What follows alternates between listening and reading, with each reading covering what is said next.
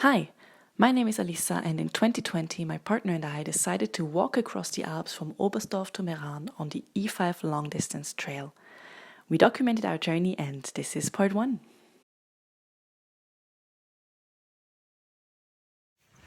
Good morning! It is Friday and our first day hiking. We just started our walk from Spielmannsau Oberstdorf towards our first place where we'll stay tonight, the Kemptner Hütte. It is a cloudy, slightly rainy day, but right now it stopped raining, so we hope that we'll be fine. And for tomorrow they announced great weather as well. So for now we have our rain covers and everything double saved in Ziploc bags, but we hope that we won't need it, but better safe than sorry. So yeah, we'll have our first little walk and then we'll check in with you a little bit later. Bye!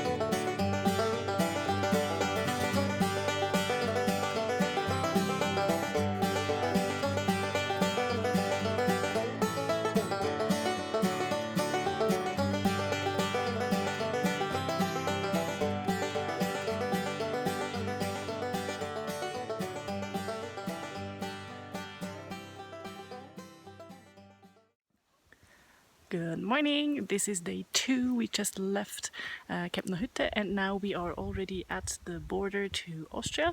So we have about an 8-hour hike, at least that's what they said. We'll see how long it will take us.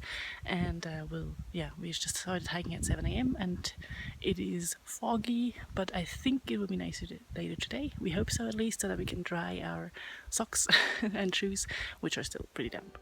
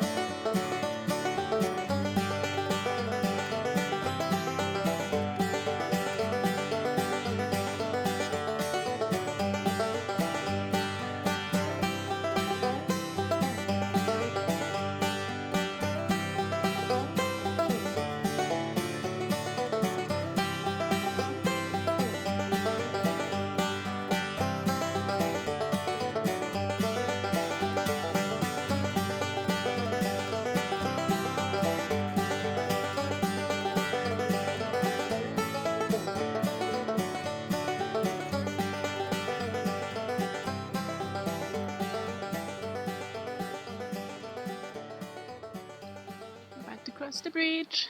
I don't know how the alternative way that is a bit shorter is. I'm sure it's pretty too, but I would say this is worth the little detour of, I don't know, 20 minutes or something like that. I think they said it's an hour and the other is only 30 minutes.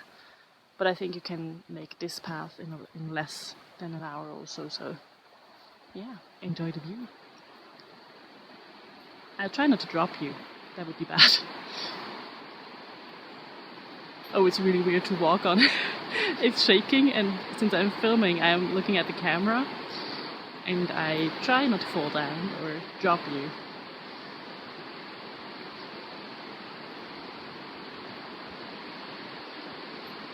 And in the middle I'll take a break because I need to enjoy the view. Just filming is sometimes not the best thing you can do. You need to take a break and have a look at nature yourself. Not just through the eyes of the camera. Hold on, I'll show you the view. There we go, one side. And slowly over to the other side. Beautiful. So I would change my opinion and recommend that you only do this if you are not afraid of heights, because it shakes a lot when you walk on it, and it has this kind of wired ground, so you can see below you and you can see how far it goes down. You can see people walking down there, and I think it's really cool. But yeah, as you can see also it shakes a lot because other people are walking on it, so it's not me shaking with the camera, it's just the whole bridge shaking. We now decided to road walk for a while. We arrived in the little village and our organization told us to take a bus or a taxi from there to skip some miles, and we arrived fairly early. We have had to wait for quite a while to take the kind of taxi bus thingy transportation, and that's why we decided to just skip that part and walk the entire way today, which will add a few miles and a few hours, but we also saved some time just sitting around in the village waiting for the bus, which we didn't feel like doing. So we're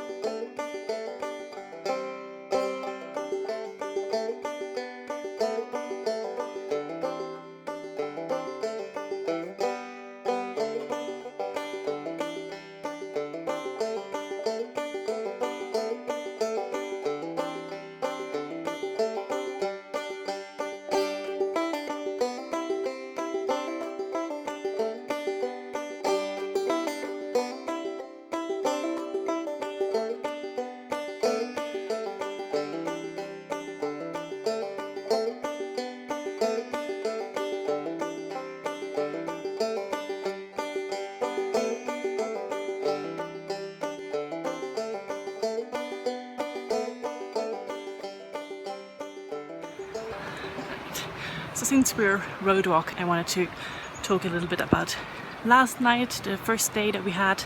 We had a nap when we got there because we were super early. Then had a lovely dinner with soup and salad and pasta and some kind of chocolate mousse as a dessert. And then we pretty much went to bed. Didn't sleep very well, even though we had a two-bedroom. Well, a bedroom for two, I mean. There was a lot of noise from the hallway and a lot of light also. The lights in the hallway didn't switch off at all, so it was always quite bright and you could hear people getting up to use the toilet, etc. And yeah, so I slept until I think 3 a.m. Then I was awake for about an hour or two, slept for another half an hour, and then we get up at 5:30 because at 6 you can get breakfast, and headed out in our still quite wet shoes. The reason why my shoes got so soaked is because yesterday I was hiking in my shorts. My boots are fairly waterproof, but when we had to cross these small waterfalls that I showed you, the water came in kind of from the top into my boot. Had I been wearing my rim pants over my boots, it wouldn't have happened. But lesson learned. They are now fairly dry, I'd say, since it is very sunny today and warm and hot.